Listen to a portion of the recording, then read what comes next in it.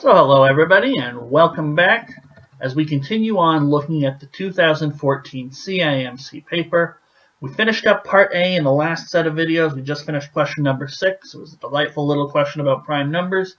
So we're ready and we're willing to do part B. And part B we have to do the written solutions. So we're going to have to be very careful with what we write and explain everything. Not that we haven't been writing things down all along, but if you were actually doing this contest, you might not put in the same rigor or description that I've been writing in my notes for the first few questions. If you know the answer, you move on. But part B is where we actually have to take the time. We do have to write. And we have to write sort of neatly and clearly, or as much as we can in my case. So let's take a look at question number 1 in part B. So it's a three-parter. Looks like it'll be about averages. So determine the average of the 6 integers 22, 23, 23. So we got 2 copies of 23 there. 25, 26, and 31. All right. So I'll grab a spare piece of paper. I mean, yes, we can just know the answer to these, or we can just calculate it out on our calculator. But we have to show that we sort of understand where it's coming from. So the best thing to do to show that you understand where it's coming from is, for an average, write down the formula for the average.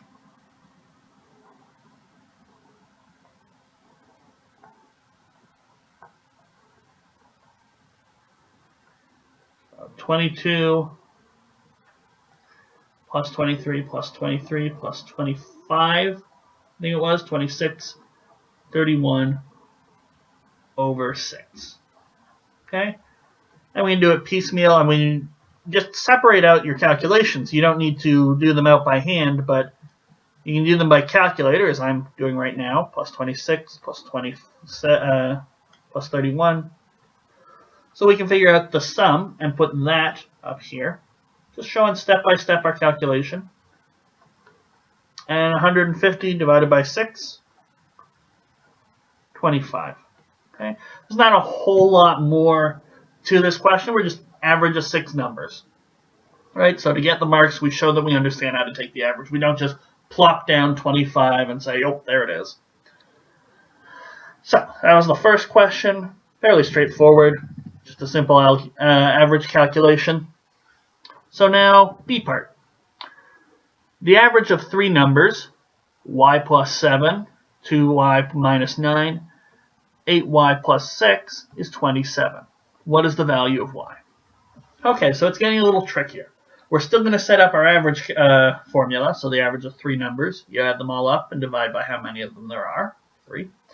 So this time we know the average, but we need to find out what this y value is.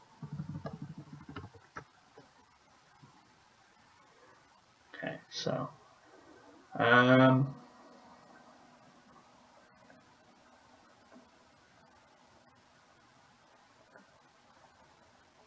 now I've immediately forgotten what they are. Y plus 7, 2y minus 9, 8y plus 6. Y plus 7, 2y minus 9, 8y plus 6. Y plus 7,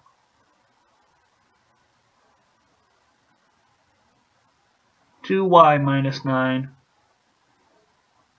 and 8y plus 6. All over 3 is equal to 27. So what we can do is we can bring this 3 over here and multiply through by 3. And just get a simple expression, a linear expression in terms of y's.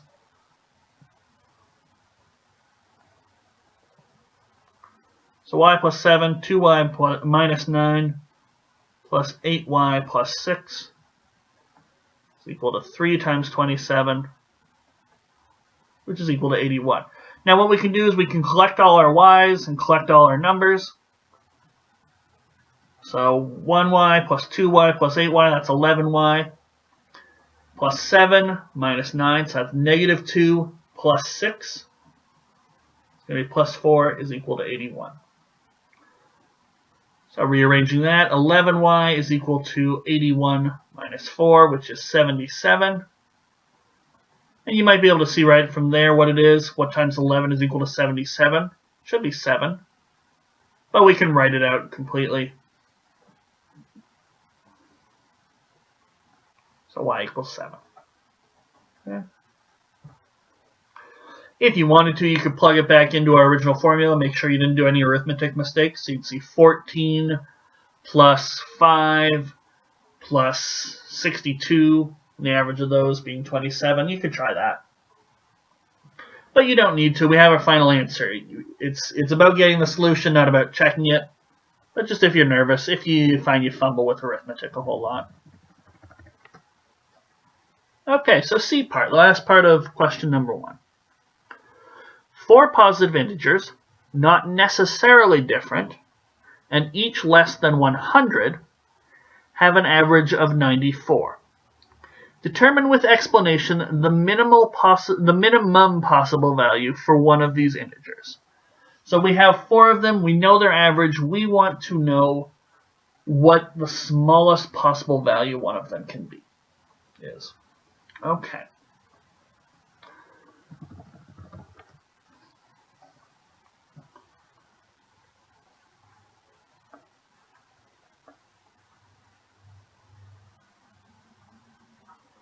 So let's give these guys some names, A, B, C, and D. We have 4 of them.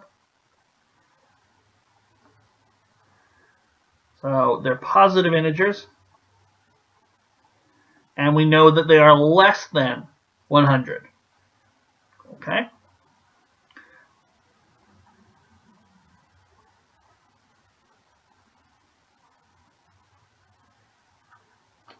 So let's make A as small as possible. Okay? Now since they're integers,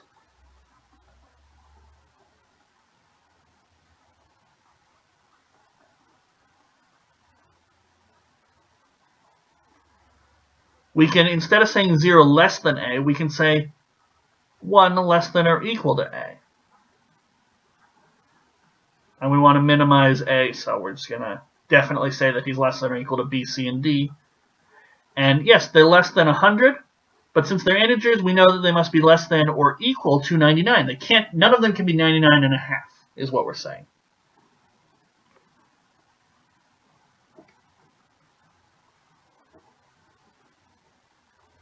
So we know the average of these numbers is 94. I'm pretty sure that's what it is. Let's just double check. Average is 94. Okay.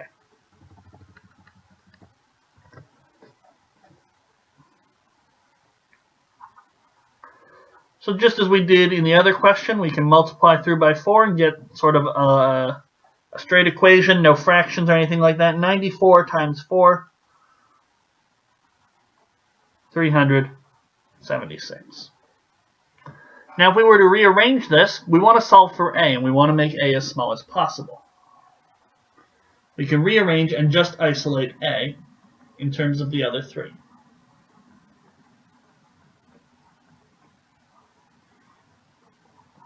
So let's explain how we can make A small. Right? If we don't explain what we're doing or why we're doing, we might lose marks somewhere.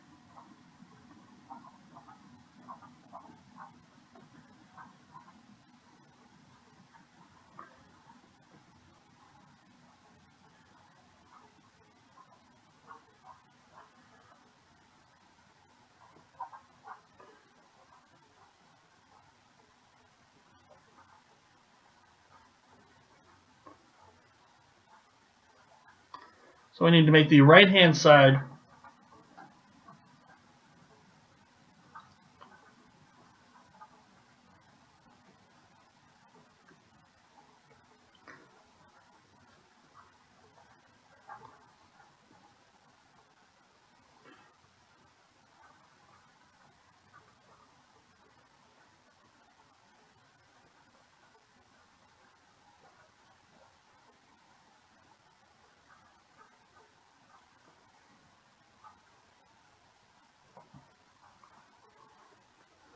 So we need to maximize B, C, and D. Why? Because subtracting off a big number makes a smaller number. And then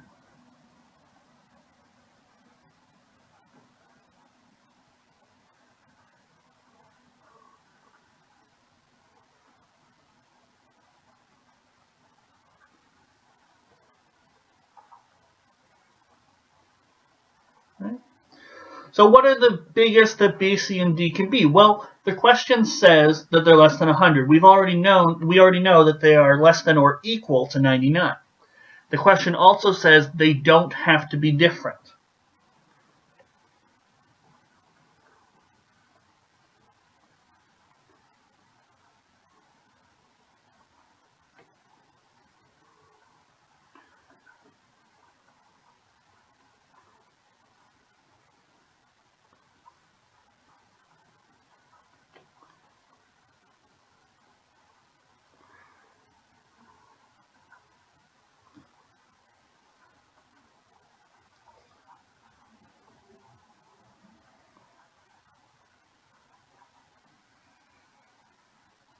So 376 minus 99 minus 99 minus 99, 79.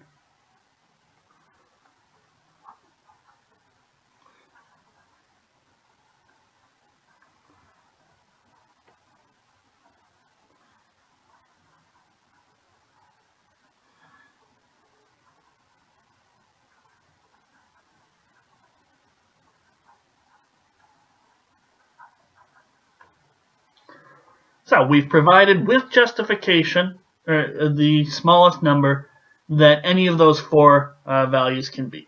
And it's 79. 79 is the smallest. If we had 78, it just wouldn't work. One of B, C, or D would have to be 100, and that is not allowed. So that concludes question number 1, the first question in part B. I think it's a fairly straightforward question, certainly a lot easier than maybe question B was, if you didn't, question 6 was, if you hadn't seen it right, if it didn't immediately jump out to you from part A. So it's a nice, clean question about averages.